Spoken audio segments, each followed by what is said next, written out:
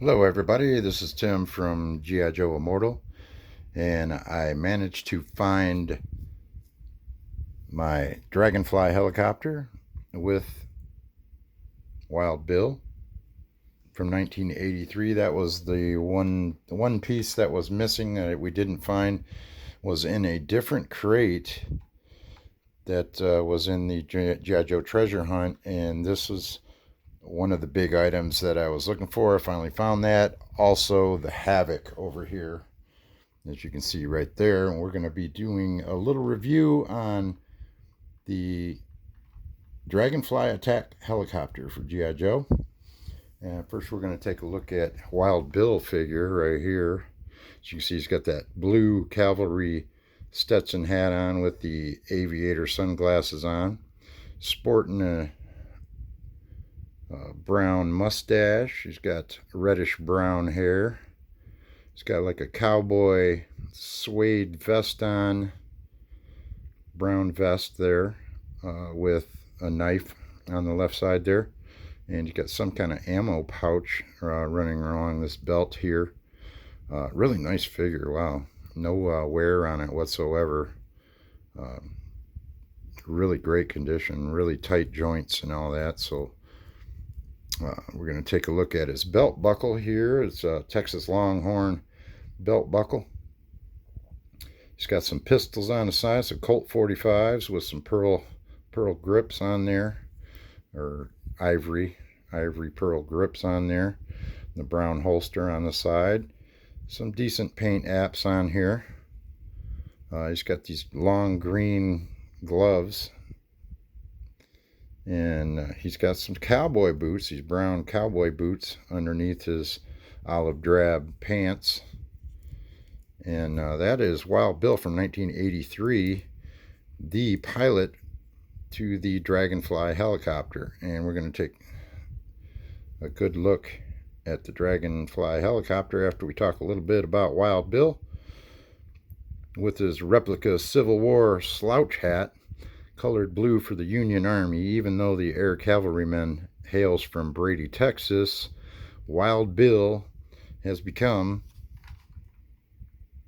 one of the most popular Joes, perhaps because he is such a dynamic character, who, according to Mr. Hama, was based on a real soldier who served in the 1st Air Cavalry as a helicopter pilot. Wild Bill's prototype file card states that he served as a combat infantryman and participated in long-range reconnaissance patrol, which is LRP, operations during the Vietnam War. And Wild Bill has a colorful description on his personality profile. Amiable and slow-talking, fancies himself a country and western singer, but less said about that the better. Constantly bucks uniform regulation and has never been known to wear regulation headgear. Although totally honest in personal dealings, he is not beyond spinning a tall tale for the amusement of comrades. With his propensity to carry a brace or bracket of single-action 45 long Colt revolvers and his characteristic Western drawl, Wild Bill functions as a well-liked fixed-wing pilot, his primary military specialty for the GI Joe team. Now, I used to see him fly in the Sunbow cartoons. He used to fly the Dragonfly, but in the comic books, he was mostly flying C-130 transports or other types of transports. And also in some other GI Joe movies, he was also using transports. But he's known mostly for the Sunbow cartoon in flying the Dragonfly helicopter. And they got him as a fixed-wing pilot, but fixed-wing aircraft are those whose lift is not generated by wing motion, but by thrust and forward motion through the air, for example, like jets and planes. But rotary wing aircraft use lift from the rotation of wings that revolve around a mast, aircraft with rotor blades. So technically, Wild Bill's primary should read rotary wing pilot, since he's the pilot of the Dragonfly helicopter. But Larry Hama stated the following: there might have been some obscure reason to have Wild Bill with a fixed wing primary military specialty. And in the comics, he's more often seen driving or flying a C-130 transport, which is a fixed wing aircraft. So I guess you could do both. I mean, we're not partial to that. But let's take a look at the Dragonfly helicopter now. Setting Wild Bill aside here. Have to be real careful. These skids have a tendency to fall off.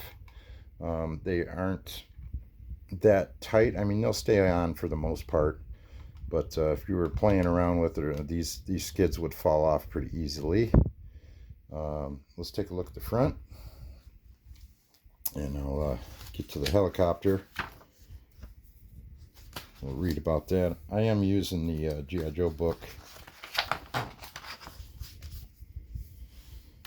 I gotta take some credit here. Bear with me.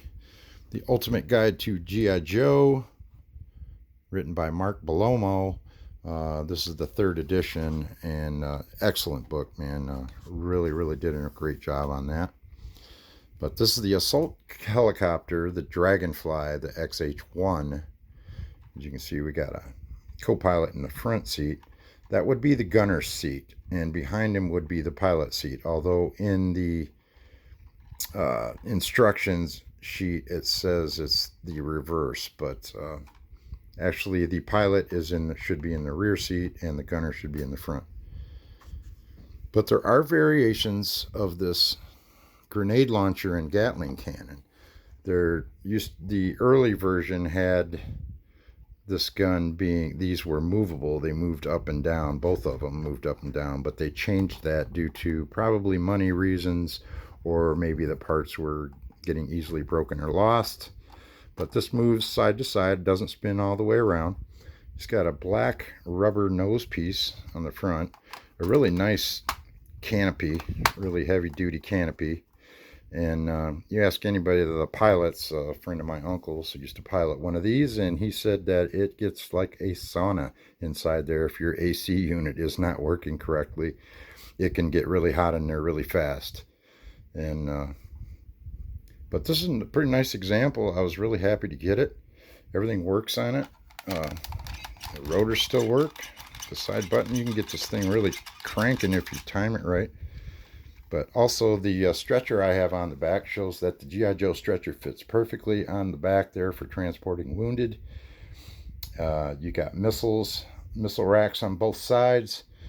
Got this cannon here on the side. Mine is broke. The piece on there is broke on the bottom, but I'm going to get that replaced. But everything is here. The cockpit doesn't really have a whole lot of detail. You can see some instruments on the instrument panel on the inside there a little bit. Let me see if you can get a better look. And you can see the instrument panel on the back of his neck there. But other than that, just the seats are pretty plain. There's not a whole lot of controls or anything in there. It fits 2 figures in there, although very snugly if you put Wild Bill in the back in the pilot seat where he should be. We do have these engine covers. I'm going to flip this around and pull off this one since it comes off pretty easy. Is this the one that comes? Or no, it should be this one. Not the right one. Oh, there goes my.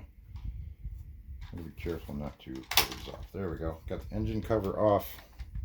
You can see the engine detail right there. Did a pretty good job on that. Get it to focus. There you go. There's the engine detail. And then we'll take a look at the armaments. One thing I do notice though in the back is you see how these wings are kind of cocked to the right a little bit dusty, but I got to get this a good bath yet and get it all cleaned up and detailed. But I was so excited to get it. I wanted to show it to you guys as soon as I could, but just a little weird that the back wings are kind of cocked a little bit like that. I don't know why it's designed like that. I mean, that's just the way it is, but it just seems kind of odd. It doesn't have a tail rotor, so maybe that has something to do with it. But let's read up on the assault copter Dragonfly with its 4 Sidewinder air-to-ground missiles. That's these skinny ones here. They're high explosive missiles. Wild Bill's Dragonfly XH-1 assault copter provides air support for the GI Joe team's ground troops. The copter is replete with dual M34 grenade launcher, 2mm Vulcan Gatling gun cannon mounted on its nose. That's right here. So this is a grenade launcher, and the Gatling cannon is on the right side. And then mini cannon that's mounted on its cockpit. A working winch with a rescue hook, which my winch does work really well. No problem. You don't want to pull on that or anything because it could bind up on you, and then it's broke pretty much. So it is kind of a fragile vehicle for GI Joe, but I don't know, it's not too bad. I just have problems with my skids. For some reason they want to just come off real easy, so I'm gonna have to I might have to just find a way to get them tightened up on there somehow. But pushing the slide button mechanism spins the rotor blades, while the cockpit itself holds two figures, pilot and co-pilot, and an additional two can be accommodated on the helicopter's landing skids. As a final note, the designs of the Dragonfly XH-1 experimental helicopter model number 1 are modeled after the Bell twin-engine AH-1W Super Cobra, nicknamed Whiskey Cobra, with a number of distinct modifications and advanced weapons capabilities. Now, obviously, this is a Cobra, an AH Cobra attack helicopter from the Vietnam period. I mean, designed after it anyway, modeled after it. It's not perfectly detailed, but we know what they were going for. And obviously, you're not going to call it a Cobra attack helicopter because GI Joe was fighting Cobra. So they called it an experimental XH-1 Dragonfly, which is fine, I guess. And then the parts that are easily lost are the side covers, the guns, the missiles, and that little hose part on there can be easily lost. These wing tips, these rubber wing tips can fly off, and you can use them to lose them. But for the most part, it's a really neat helicopter. It works really well. In order to use this, you'd have to kind of grab the front of it so you could stabilize. You can't really do it one-handed. That's the only thing. There's not really a handle in the back to where it has like a squeeze trigger. So you can get it, if you time it right, you can get it cranking pretty good. Now you have to be careful about these rotors, is it gets cracked up here. Now mine is cracked there, so I got to be really careful with it. I mean, it's still pretty sturdy, but you can see there is some cracking going on there. And once that goes, it's done. So got to be careful with it. Really have to be careful with it. So you've got to make sure you spin it to the left, going this way. If you spin it around hard to the right, it will catch and you'll end up breaking that. So got to make sure you work it the right way. So that's one thing about these. But this one is a complete. It does have everything. Has all the missiles. Has this. I don't know. Sure what. I know Sidewinders are the other ones, but I'm not sure what they had for the other missiles, I guess.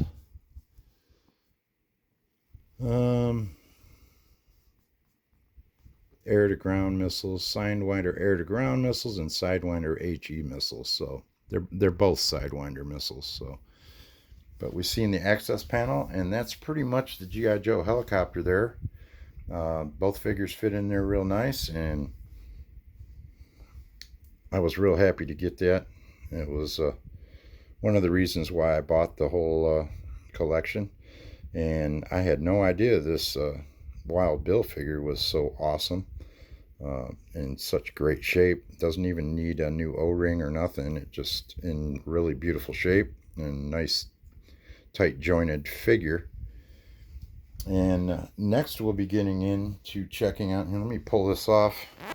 I'll show you a couple other things that I managed to get. We got plenty of time left here.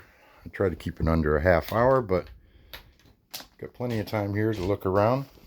Let the camera stand out of the way so I don't fall on it. But there's the Dragonfly in full detail. There's the Havoc with Snake Eyes and Lieutenant Falcon riding on the back, and no pilots inside there, but there's the figure there that goes with it. And there's the helicopter. The newer Dragonhawk is what came out, and that's how you the hand spun rotors, although they spin really nicely. This is the new Dragonhawk, and you can see it's got its Sidewinder missiles are located in the pods on the side, and those are retractable. It's got a little lever where you push these in. If I can get this one in. Everything I have to do one-handed. There we go. But it's got a little lever on the back here, this little trigger on the back here you push, and those come out like so. They pop out and you can fire the missiles, which I'm not going to fire them now. But this does have Wild Bill in it also, in his newer style. It has a removable hat. It's got the aviators, but that's the new version of Wild Bill. In his new helicopter, his new ride, which is the Dragonhawk. One weird thing about these wings is like they're backwards. It took me a minute to, they look like they go the opposite way, but I put this one together. I've had this for a few years now, and it's a really sturdy helicopter. But I also got this really beautiful version of the Asp, and I mean, it is complete all the way. I finally got one, and it looks really nice getting towed by the HISS tank. And I was really happy to get that too. Also, this APC back there, the Finnish style APC, which is in excellent shape. All the wheels, everything, just missing the seat belts in the back, but everything else is there. I also, at an auction the other day, managed to grab Destro's Dominator helicopter and tank, a tank that turns into a helicopter. Real happy about that. Oh, there's an eel out there. There's the Skyhawk, the new version of the Skyhawk, or the latest version, which they're pretty much the same as the old, but just sturdier plastic. This one has Snake Eyes in it. But what we're really here for the next time, we'll be going over the Havoc, which is just an awesome vehicle. This one has, I only found one little bit of damage on it, and that's where the handles are broke off right here. But I don't think that's no big deal at all. Let's see if we get the guys out of the way. It does have the little pod, little hovercraft pod that flies out of the back, and a little hovercraft with some guns mounted on the side, and that's pretty cool, man. Yeah, a little surprise in there, and that fits in there nicely.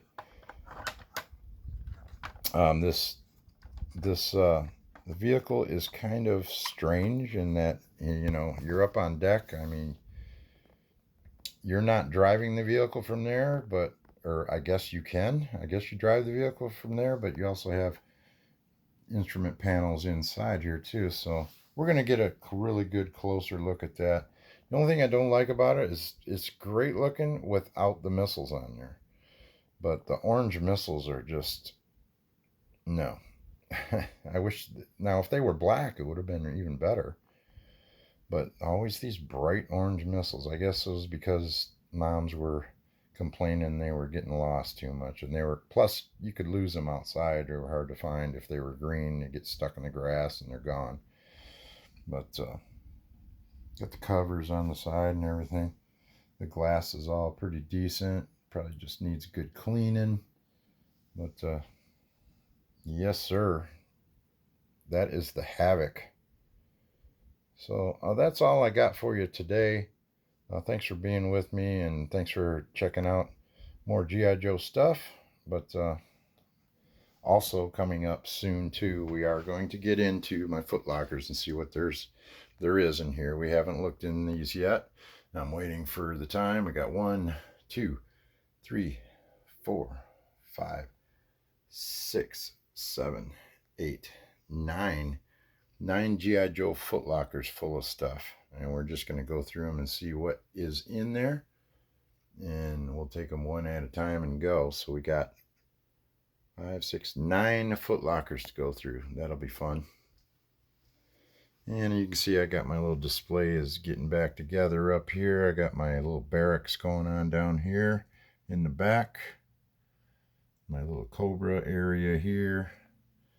There's a little German officer guy there. I don't know what to do with him right now. There's Duke and Snake Eyes over there. And just kind of still putting stuff together yet. I've got so much stuff to go through yet. But thanks for being with me. This is Tim from GI Joe Immortal.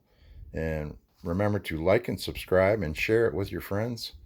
I've got a lot more stuff to go through, and we're just having fun looking at the old GI Joe stuff and checking it out. So have a good day, and we'll see you again next time.